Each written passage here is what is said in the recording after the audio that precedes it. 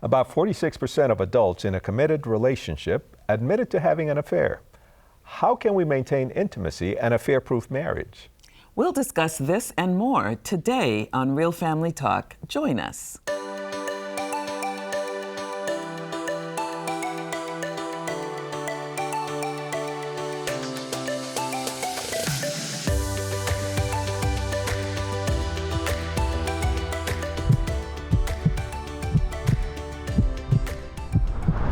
Welcome to Real Family Talk. During this episode, we're talking about maintaining intimacy and finding ways to affair-proof marriage.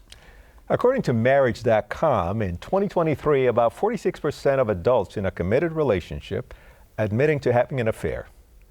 The American Psychological Association has also found that 20 to 40% of divorces are caused by an affair. Here with us to discuss this important topic is Dr. Thomas Luttrell, a licensed clinical marriage and family therapist in the state of Maryland and founder of Higher Change LLC. Dr. Luttrell, welcome to Real Family Talk. It's good to have you with us. Thank you. So, tell us a little bit more about yourself. I mean, we already said that you're a licensed marriage and family therapist, but what else would you like to share with our audience about what you do and Sure. who you are? I'm also, I used to teach psychology, and now I'm a pastor at a local church here on the side. So that's what I do on a part-time basis. Wonderful. And you pastored for a long time prior to this. Not really. I was more, most of my work has been in therapy, honestly. Most of it has been in therapy. Yeah. Today we want to discuss with you the important topic of intimacy in marriage and how to affair-proof one's marriage. Yeah. What would you say about that? Wow. So I would say, first of all, there's really no way to really foolproof or bulletproof your marriage. Yes. In the sense of what you said, affair-proof, because the fact of the matter is it could happen to anybody. As you said, the statistics, it's very common. Not to justify it or excuse it, but the reality is it can happen to just about any couple. And if there's any consolation, I guess you could say, is that, you know, not to take it personally if it does happen to you, because a lot of times people blame themselves, or they try to figure out, what did I do wrong? And the reality is that even if you could try to explain it or understand it, it doesn't justify it. I want to go back to the first part of my question, and that is marriage intimacy. Why is it important, and what can we do to, in fact, develop that intimacy in our relationship? Oh, sorry, I might have missed that. So intimacy, well, that's a good question. I look at intimacy as a whole picture. A lot of times people think of intimacy as just about sexuality, but the reality is intimacy is a lot bigger than that. In fact, if you think about the word, it means to know somebody. That's right. Right? And it comes from the intimare, Latin. So how can we really know each other? First of all, you have to know yourself. And if you're constantly people-pleasing or doing other things, what I call putting masks on, if we're constantly putting masks on, then you're never going to really know yourself, and no one else is going to really know you. So we have to take the masks off first. So it's going to be impossible then to be intimate if we're never our real selves. Exactly. Yeah. And that's really intersecting with the subject of infidelity and pornography and things like that, because oftentimes people are wearing a mask of faithfulness or commitment, or a mask that they're happy when they're really not. And so if we really want to have intimacy, we have to be willing to take the mask off and be genuinely authentic with each other, even when it hurts. Because sometimes people are scared to offend their partner or say the wrong thing, but it's better that than wearing the mask and not being authentic, which can also make people feel really betrayed later, even just by the fact that they weren't very honest with them. Well, you said something very interesting, though, that is really important for people to understand, because a lot of times when we use the word intimacy, people automatically assume it's physical intimacy, it's sexual intimacy. And expound a little bit more on the different areas of intimacy that are critical to marriage that may be intersecting also with why people are not knowing themselves and wearing masks? Right. So there's different types of intimacy. I think of emotional intimacy as probably the most important thing. We have to be open about how we feel. But I would say there's also recreational intimacy, sharing things that we have in common or sharing fun things with each other. There is a intellectual intimacy, the ability to converse with each other about things that you enjoy talking about. Like, for example, when my wife and I met, we were just dating and we really enjoyed talking about our science class that we were in. You know, we were in our honors science class and we just talked about the stars. You know, it was, very romantic sounding, right? Until you had stars in your eyes. Yeah. But you know, you have to be able to share things and talk to each other. And then there's financial intimacy. Yeah. You know, the ability to share openly about your debt, your spending, you know, Your financial goals? Yeah, your financial goals. A lot of times people don't share with each other and they end up feeling left out of the equation. And spiritual intimacy. Absolutely. The ability to pray together and have a spiritual bond, even if you're not necessarily the same denomination, but at least being able to join together in some kind of union spiritually, praying together and supporting each other. I think that's also very important too. Okay, so marriage is difficult as it is, you know. Yeah. I mean, after the first few weeks, you know, when it's real life sets in, you have to pay bills together, you have to clean the house, you have to wash clothes, you have to wash dishes and stuff. Marriage is challenging. Yeah. But it's even more challenging when you bring children into that reality. Yeah. What can married couples do to lessen the stressors in their relationship so that the intimacy doesn't go out the window because of the challenges of life? That's a good question. You know, I think there's several areas along the journey where people are more risk for divorce. And that is usually right away when people just learning, like, wait a minute, who am I married? But the next one is after the children are born. Yes. Because that creates a lot of conflict. And if you're not stable and if you don't have a solid relationship, children can tear you apart. And the next step is when they become adolescents. That's also a major transition for a lot of couples. But you know, I have 2 children of my own, so I know how we had a smooth sailing for the first 10 years, and we didn't have kids right away. So we always like, hey, look at our relationship. And then the kids came along, like, whoa, this is really hard. It's a different ballgame altogether. It's very different. It's very easy to talk when you don't have kids. Right? Now that I have kids, I'm like, wow.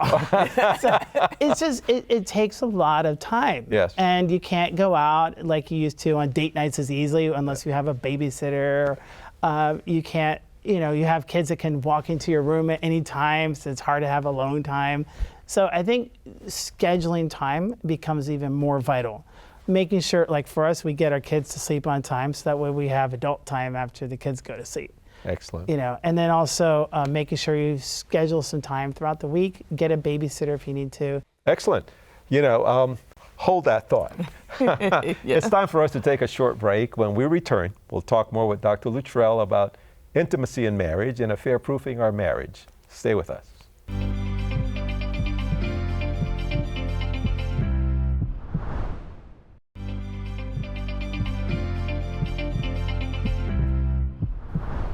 Today on Real Family Talk, we're talking about maintaining intimacy and affair-proofing marriage. We're talking with licensed marriage and family therapist, Dr. Thomas Luttrell. Okay, so Dr. Luttrell, before the break, we were talking about preserving time for your couplehood, for your marriage, and how much more difficult that is once you have children. So how can couples set better boundaries for themselves so that they can, in fact, nurture their relationship and maintain intimacy? That's a really good question. I think it's going to depend a lot on the couple. I think, but that really comes down to boundaries and the ability to communicate with each other.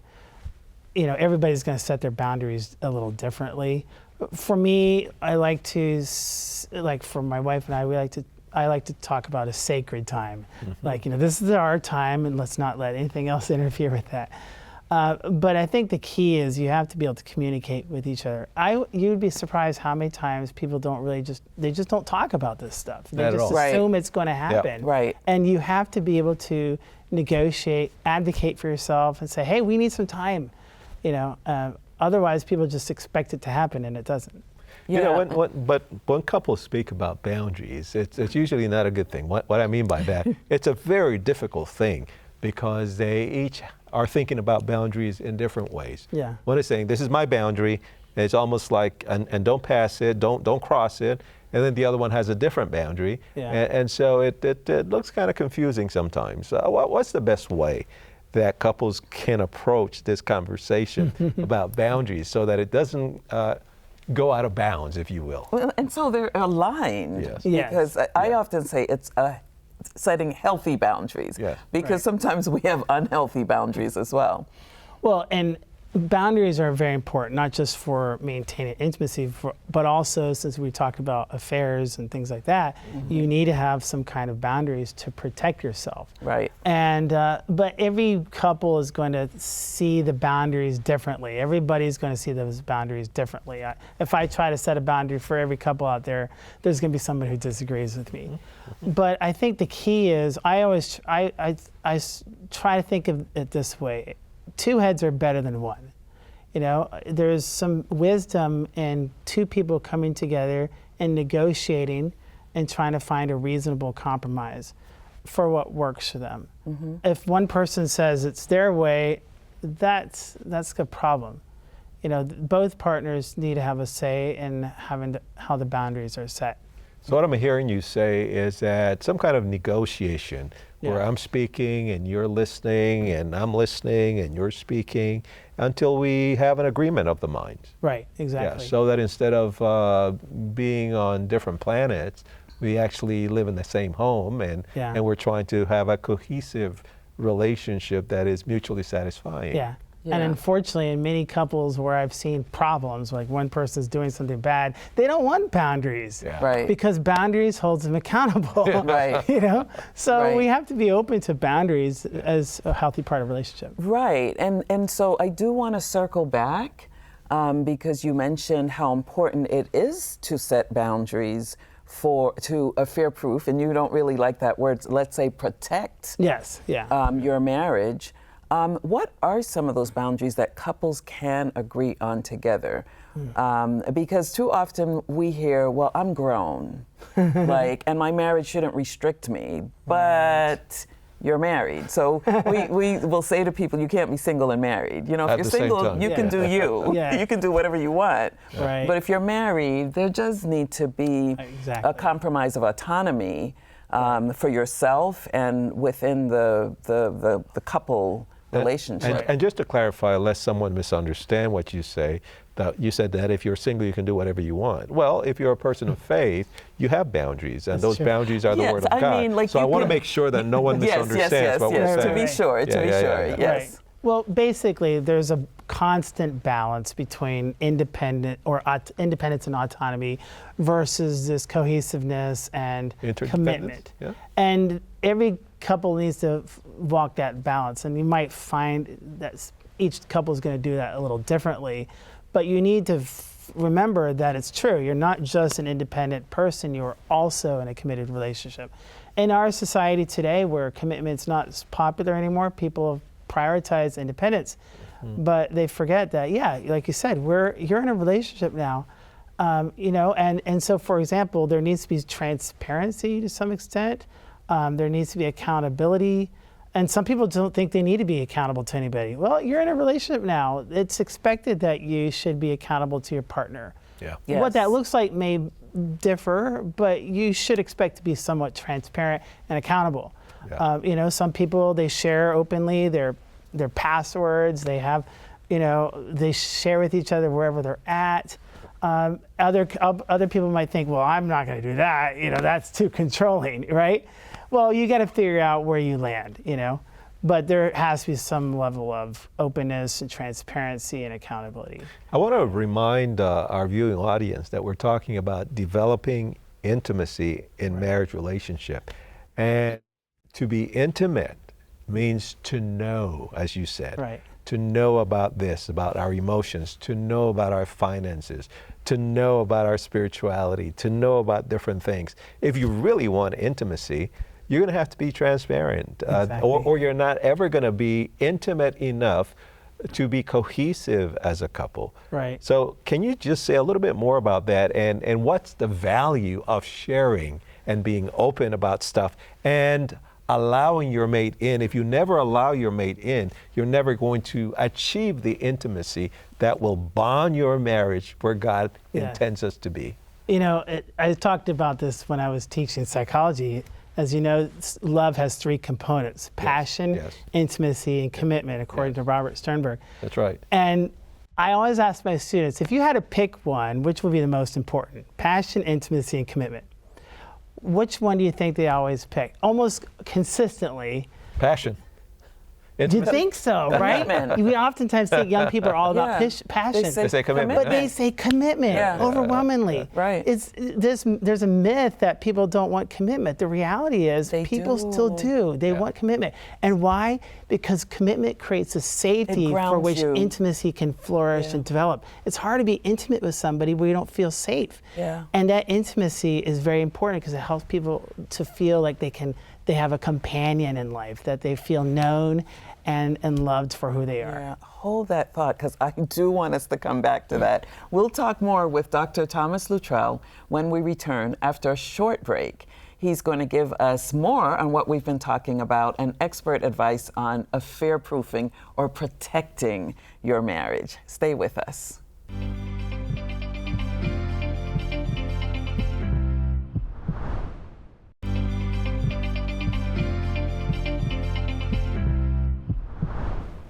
We're back on Real Family Talk with licensed clinical marriage and family therapist Dr. Thomas Luttrell on maintaining intimacy in marriage and affair-proofing your marriage. Before we get into affair-proofing, let's define what is an affair. Is it only a sexual relationship outside of marriage that it's included in this category? So Dr. Luttrell, help us to unravel this question.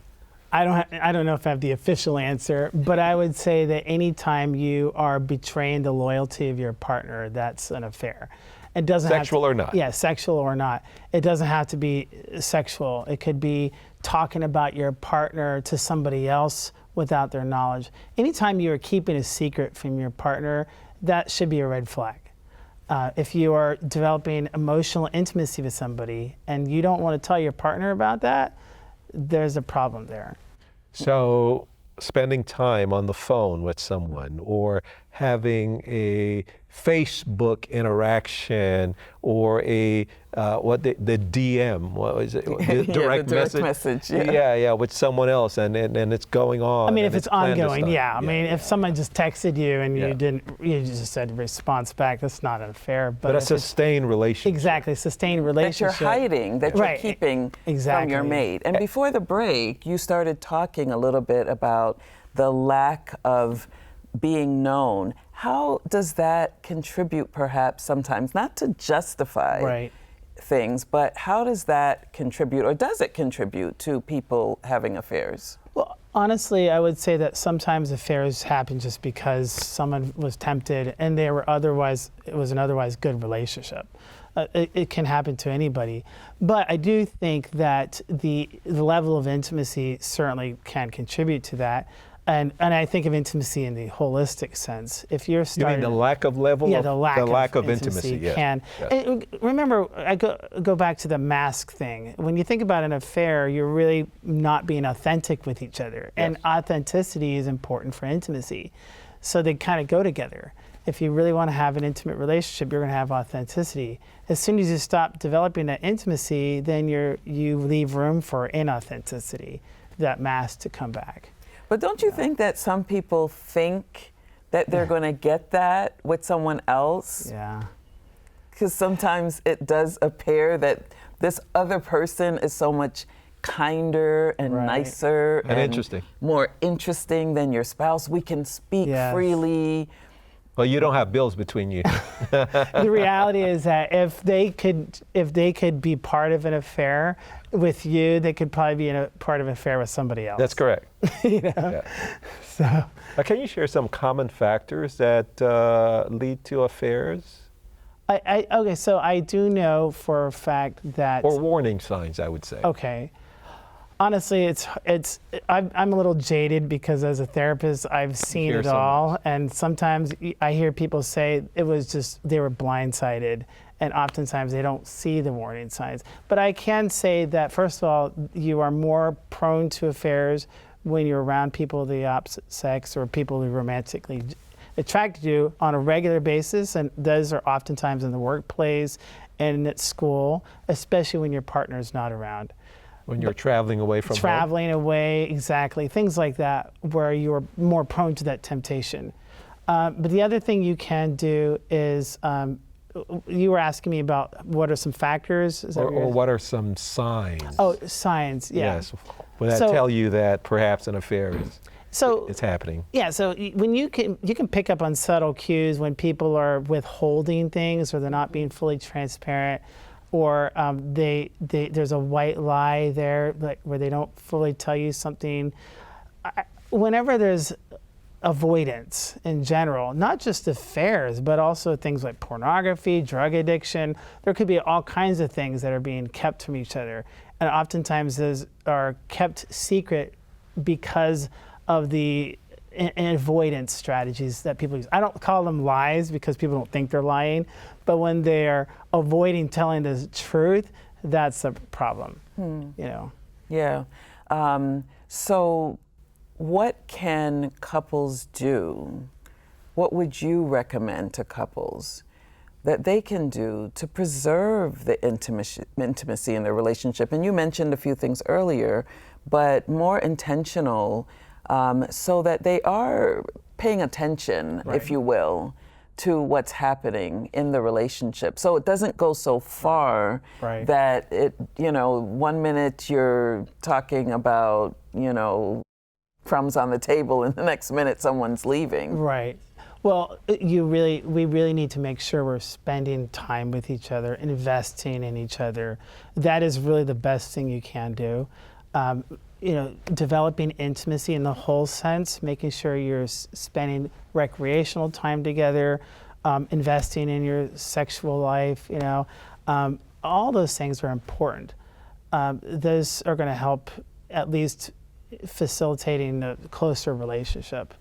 What should couples do if they begin to sense that they are Drifting apart? drifting apart? Because Yeah. couples say that to us all the time. We grew apart. Yeah. And I say to couples, you are going to grow apart unless you're intentional about growing together.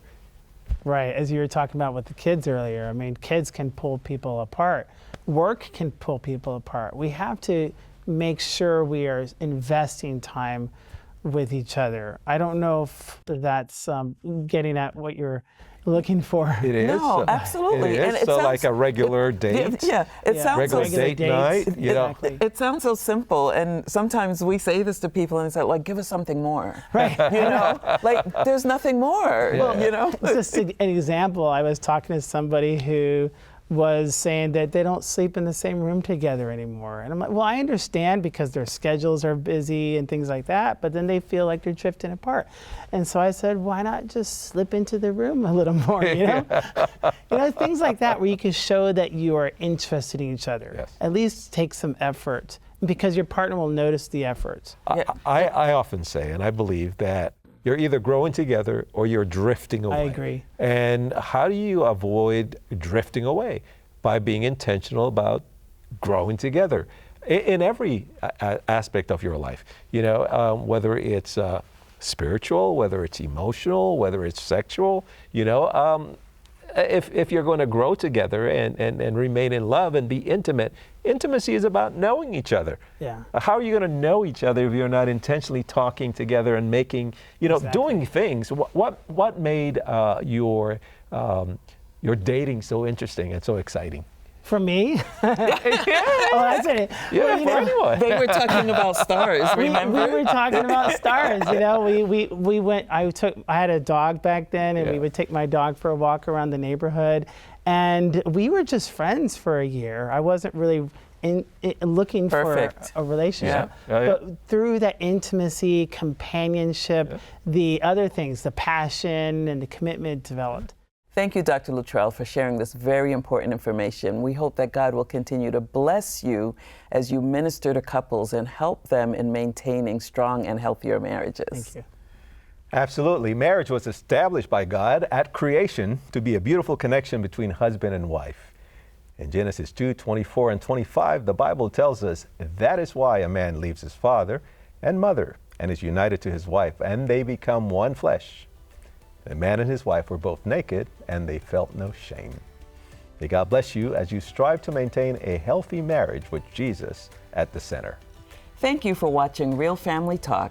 Join us again when we'll share more about strengthening families and inspiring hope. See you next time.